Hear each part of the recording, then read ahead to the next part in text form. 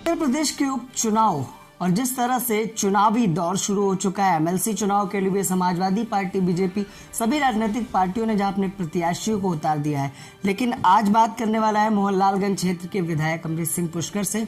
जैसा कि पर्यावरण भी दूषित है और कहीं ना कहीं जो उपचुनाव था उसमें एक सीट समाजवादी पार्टी ने जीती। आइए जानते हैं कि किस तरह की खुशी और आगे के जो 22 का चुनाव उसके लिए क्या कहना चाहेंगे, किस तरह की तैयारियां चल रही हैं और आने वाला जो पर्व है पर्यावरण दूषित है उसके बारे में किस तरह की शुभकामनाएं संदेश हो देना चाहते हैं। जिस तरह से उपचुनाव जीते एक सीट पे, क्या लगता है कि इसमें किस तरह का रहा माहौल, किस तरह से आपके समर्थकों ने साथ दिया और आने वाले चुनाव में किस तरह की तैयारी है?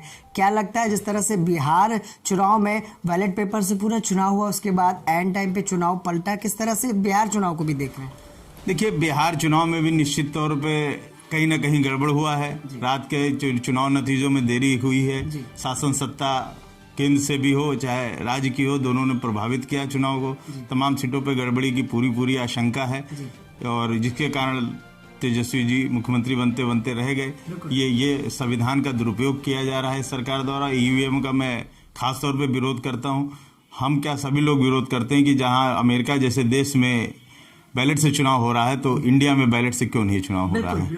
बिल्कुल एक ये होना ही चाहिए। और मतलब कहीं ना कहीं जो बैलेट पेपर है इसके चुनाव से बड़ी राहत मिलने वाली है, वरना कहीं ना कहीं बेईमानी हो सकती है। देखिए, इसकी संभावना ज्यादा से ज्यादा है कि बैलेट पेपर से चुनाव हो, नहीं तो ये इसकी संभावना मतलब बहुत ही ज्यादा संभावना है कि कहीं ना कहीं ईवीएम हैंग हो रही है, कहीं ना कहीं कुछ ना कुछ गड़बड़ी है। ये आज से नहीं, शुरू से सभी दल आशंका व्यक्त करते आए हैं और मैं समझता हूं जब तक बैलेट पेपर से चुनाव नहीं होगा, लोकतंत्र का जो बाबा साहब का दिए हुए संविधान है उसमें जो जिससे संवैधानिक व्यवस्था है उसका रक्षा तभी हो सकती है जब बैलेट पेपर से चुनाव हो। यहाँ पे सर किस तरह से देखते हैं, पर्यावरण काफी दूषित है, प्रशासन को किस तरह की व्यवस्था करनी चाहिए प्रदूषण मुक्त करने के लिए, और जिस तरह से पटाखों पर बैन लगाया है प्रदेश सरकार ने, उसको किस तरह से देखते हैं? पटाखे व्यापारियों की जो बड़ी समस्या आ रही है, उन्होंने काफी तैयारियां कर ली थी, पटाखे बना लिए थे, अचानक से बैन लगा, उनके ऊपर काफी दिक्कतें आई।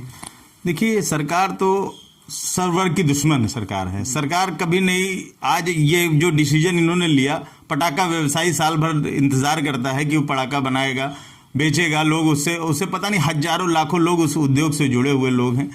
अचानक उस पर बैंड लगाना, ये सरकार की असफलता ही कहूँगा, अदूरदर्शिता है। क्योंकि सरकार अगर चाहती तो तमाम तरीके के और ऐसे कारण हैं जिसके कारण पोल्यूशन फैल रहा है, लेकिन सरकार जब क्या पटाखे नहीं है तो क्या आज लखनऊ पूरी तरीके से शुद्ध है? आज पूरा लखनऊ प्रदूषित है, आज की डेट में पटाखे नहीं जल रहे हैं। लेकिन उसके बावजूद सरकार इस प्रकार के कोई ठोस कदम नहीं उठा पा रही है जिससे प्रदूषण पर नियंत्रण लग सके। बेतहाशा वाहन निकल रहे हैं, किसी प्रकार की कोई रोक नहीं है। जितने भी कारण हैं, सारे कारणों में प्रशासन कहीं ना कहीं फेल होता जा रहा है और पूरे प्रदेश को, पूरे लखनऊ को प्रदूषण युक्त करता जा रही है। ये काम सरकार कर रही। सरकार अपने हर दावे में फेल है। आज पटाखे व्यवसायी, छोटे लोग, गरीब लोग जो अपने धंधों से जो साल भर इंतजार करते हैं, वो लोग इस पटाखे के बैंड से बड़े क्षुब्ध हैं। बड़े फोन आ रहे हैं हमारे पास और बड़े ही निराश और वो है कि इतना कर्जा लेने के बाद अगर हमने किया है तो आगे हमारी जिंदगी कैसे चलेगी? सरकार को इसके जवाबदेही तय करनी चाहिए और सरकार उनके लिए कोई अच्छी व्यवस्था करनी चाहिए। सर, बीजेपी के एक नेता ने कहा कि पटाखा व्यापारी उन क्षेत्रों में जाए, उन शहरों में जाए जहां पर बैन नहीं है। क्या लगता है अपने शहर को यहाँ से छोड़कर वहां जाके लाइसेंस ले फिर जाके बिक्री करें?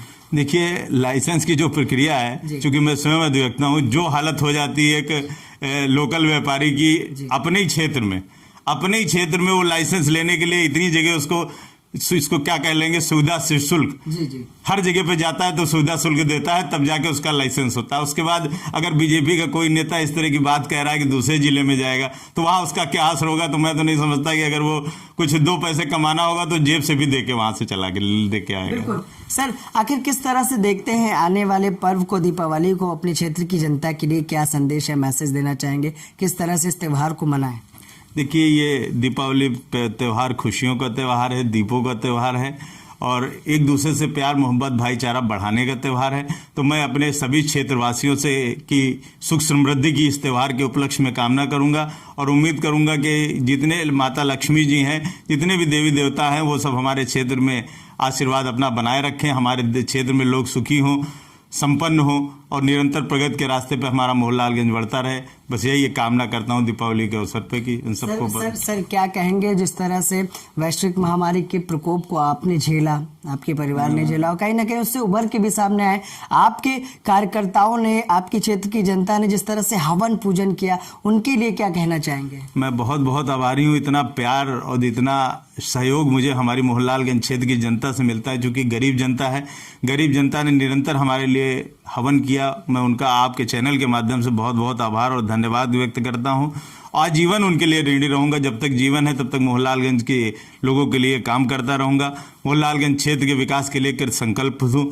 हमारे क्षेत्र की गलियां बने, हमारे क्षेत्र में किसानों को पानी की सुविधा हो, जितनी भी तरह की सुविधाएं हो, मैं आने वाले समय में चाहूँगा कि हमारे मोहनलालगंज क्षेत्र की जनता को मिले और सभी लोग सरकार के द्वारा संचालित योजनाओं का पूरा लाभ उठाएं। सर एक सवाल और, पराली की बड़ी समस्या है। मोहनलालगंज एक बड़ा क्षेत्र है, ग्रामीण क्षेत्र है, किसानों की संख्या काफी हद तक है, जो किसानी कर ही गुजर बसर करते हैं। किस तरह से देखते हैं पराली जलाने को लेकर जो किसानों पर मुकदमे लिखे जा रहे हैं? खैर, उत्तर प्रदेश के मुख्यमंत्री ने एक मामले को संज्ञान में लेते हुए आदेशित किया कि अब किसी किसान पे मुकदमा ना लिखा जाए। तो प्रशासन के लिए और किसानों के लिए क्या कहना चाहेंगे कि किसानों पर मुकदमा लिखना चाहिए या उनको जिस तरह से जागरूक करने के लिए प्रदेश के मुख्यमंत्री ने कहा वो? देखिए, पराली के लिए ये एक समस्या है, मैं भी मानता हूँ।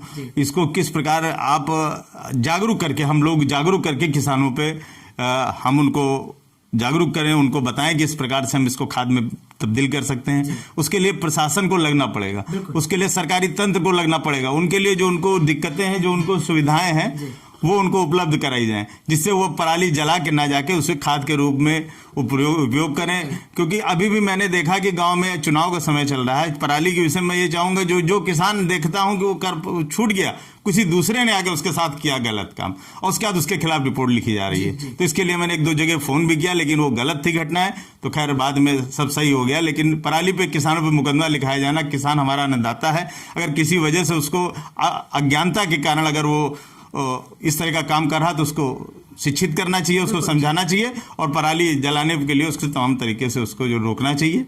और बाकी कोई दंडित करने का कोई प्रावधान होना कहीं से किसान अन्नदाता के लिए ये उचित नहीं है। ठीक है सर। तो ये थे हमारे साथ मोहनलालगंज विधायक अमृत सिंह पुष्कर, जिन्होंने बताया कि किसानों की जो बड़ी समस्या है, किसान अन्न देने और जो हमें भूख जो होती है और अन्नदाता जिस तरह से किसान है, जो सबसे बड़ा काम जानता है अन्न उत्पन्न करना, जिससे हम अपने जीवन को व्यतीत करते हैं, उसके बारे में उन्होंने बड़ी राय दी और बताया कि प्रशासन उन्हें जागरूक करे। वहीं आने वाले पर्व पर शुभकामनाओं के साथ उन्होंने बताया कि किस तरह से कोविड-19 के प्रकोप से उभरे और क्षेत्र की जनता का सादर धन्यवाद भी किया। आकाश के साथ मैं विक्रम आपसे इजाजत चाहूंगा। नमस्कार।